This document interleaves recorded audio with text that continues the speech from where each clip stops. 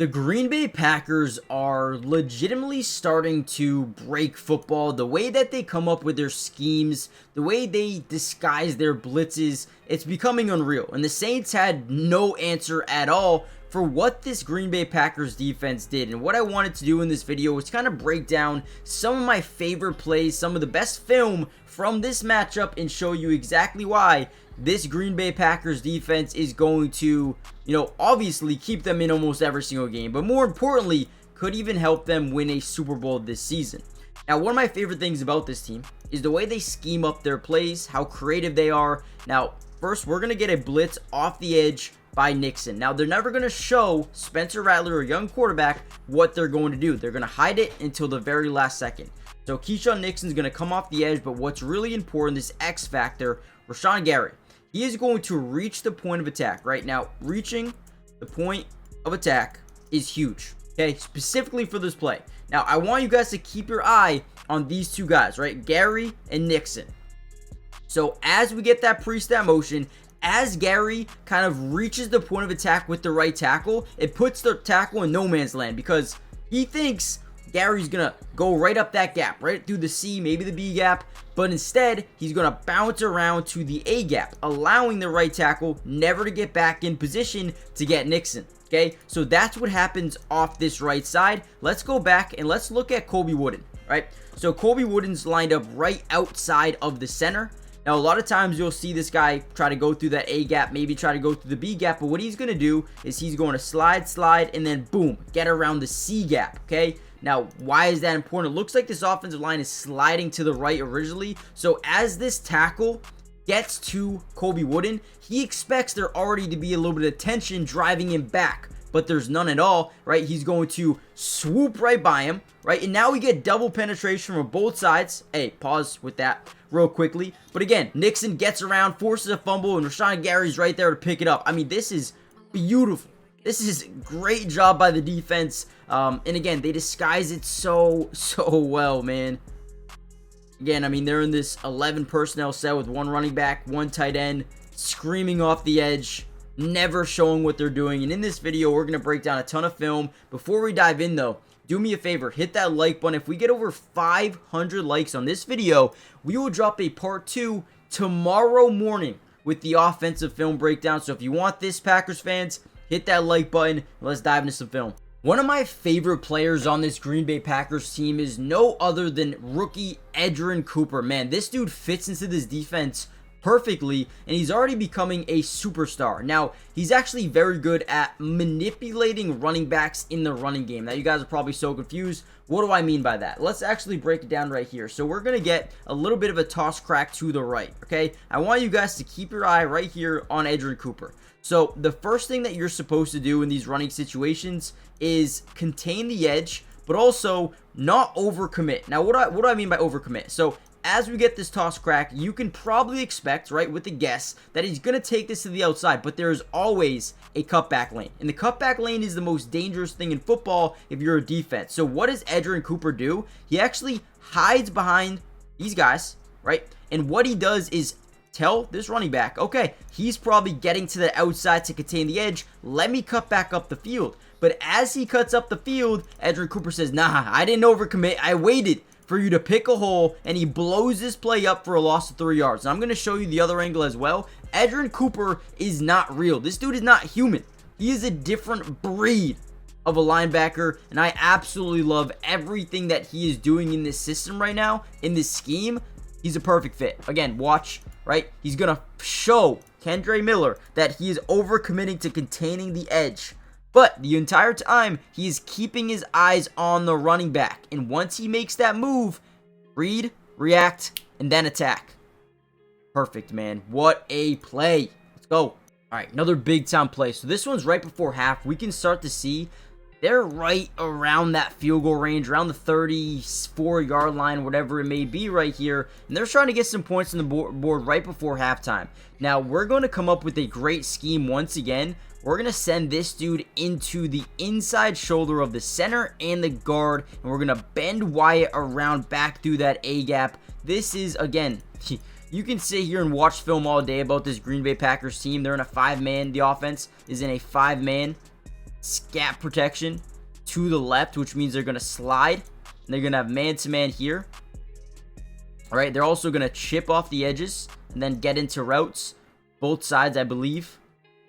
And again, they do that so Rattler can get as much time as possible, right? So they do that. They have 5 guys blocking, 2 men on chip and releases. Watch right here, right? We're going to go into the inside shoulder of the guard. Wyatt's going to explode over the middle and come up with a sack to take them out of field goal range. Again, we're not even looking at the secondary. We're not looking at how these DBs and linebackers are looking, because trust me, that is going to be another video in itself. But man, this front 7 is insane. And again, we got to give credit to the coaching staff, because they coach them up and they execute at such a high level. What a play. Get them out of field goal range and keep them scoreless. Alright, real quickly, before we get back to some more film here, do me a big favor. Hit the like button if you want a part 2 to the Packers videos. But also, comment down below. Do you want another defensive breakdown? Because trust me, there's still so much to break down.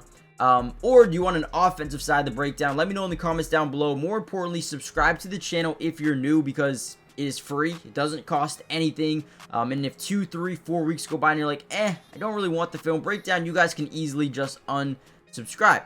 And again, we're going to be covering the Packers throughout the entirety of the season. Offense, defense, individual player breakdown for almost every single game. We got you guys covered. So join the family. All right.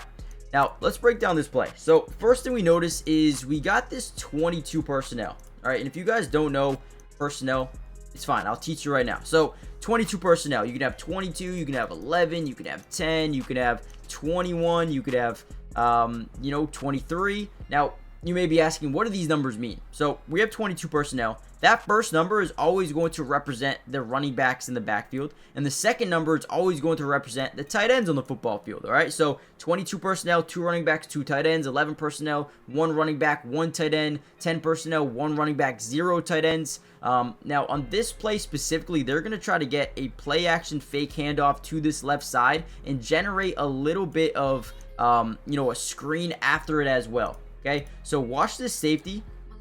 All right, he's going to bite up, and he's going to slightly overcommit. Again, they're going to set up this late screen. They're going to get the fullback into the flats on this side, and we're going to get a bootleg out here as well. Now, the goal of this play, let me fix the screen so you guys can see a little bit better. They're trying to get the defense to overcommit down to the run and then panic and then get back to this side of the field with the bootleg and the fullback getting out into the flats. When in reality, we're setting this wide receiver over, we're setting this tight end over, but then we have this leaking out of the backfield, okay? And this is the play that a lot of teams really get to work. And let me take myself off the screen.